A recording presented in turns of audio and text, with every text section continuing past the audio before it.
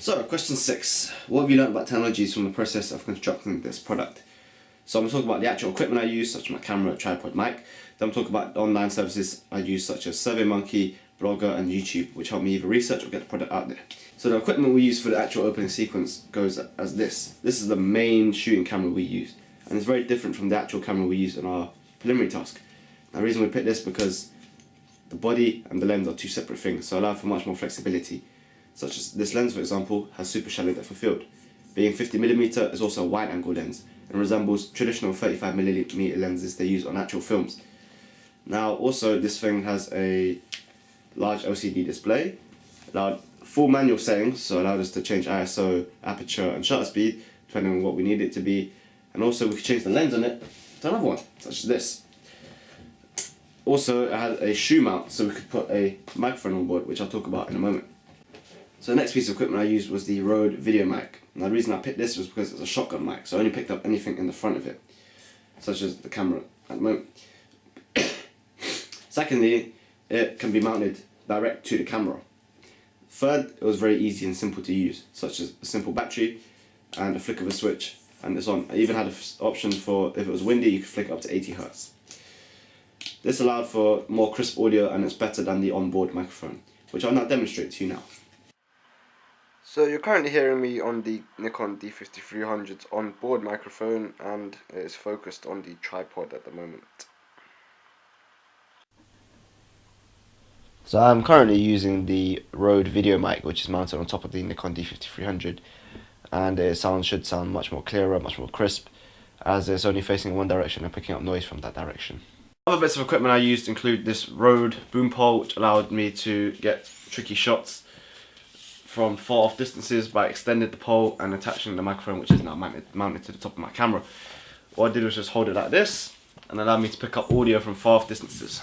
What I used was the GoPro DF61 tripod. The reason I picked this is because it could extend to about 175cm using its collapsible legs.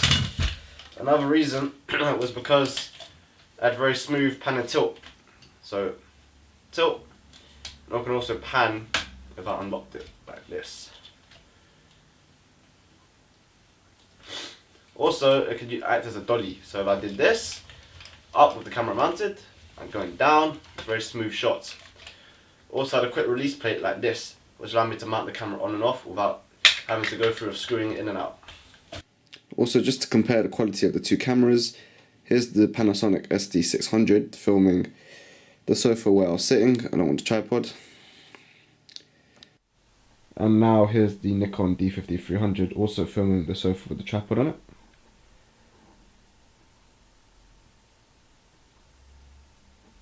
I use 3 products. Now these 3 products were Facebook, SurveyMonkey and YouTube. First I'm going to talk about SurveyMonkey. Now SurveyMonkey was an online questionnaire distribution system that we made ourselves. So what we did was went online, made a survey using either the template they gave us or from scratch. They gave us loads of questions that we could use and a load of responses, such as how many responses we want, yes or no, or it's going to be like multiple choice, so 1, 2, 3, 4, 5, 6, 7, along with also a descriptive box in case they wanted to write their opinion. So let's say when we asked the question of what's their favourite film, they could write Iron Man, Winter Soldier and Spider-Man, for example. And then we just made the survey, then we sent the link out using a variety of social media. For me, I use Facebook. Now Facebook, most of my friends have it, which is mainly our target audience. So basically, I just sent it out to them, and then I got the response back, and then I can analyse it using the system they have. Then I used that to make a chart, and that allowed me to easily interpret what they said and what would work well and what didn't work so well, and allowed us to get more refined. Then we used also YouTube, which helped us to watch our genre of films that we were making, and it allowed us to actually see why they were commercially successful, why they were critically acclaimed, such as the many Marvel blockbusters that have been released recently, such as Avengers, Captain America Winter Soldier 2, Iron Man 3, and many more that have just been released. So in the post-production stage we used 2 software. First was the Adobe Creative Cloud system, which I'll talk about more in a sec, but the main thing we're going to talk about is the editor.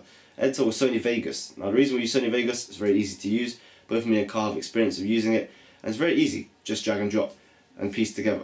But also it had more advanced and powerful features that we could have used, such as chroma key, if we had a green screen. Also allowed us to do colour correction as well, so if we wanted to have more film look. Also we could have added black bars as well to it, along with other options. Adobe Creative Cloud systems, what we used was mainly Adobe Photoshop. So Carl made the costume for Limbo, as you can see in my blog, along with Adobe After Effects, which allowed us to do any special effects, such as for our title sequence we decided to go with this ink style thing and also added our names into it. So this made it look more professional, along with it flowed more compared to as we used other software.